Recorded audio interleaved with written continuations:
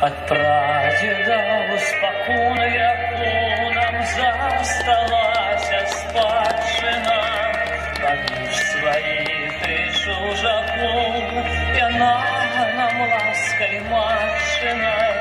Об ёй мне память казки сны, осенняя проталины, и лесу шелест веросны, и в поле дуб опал.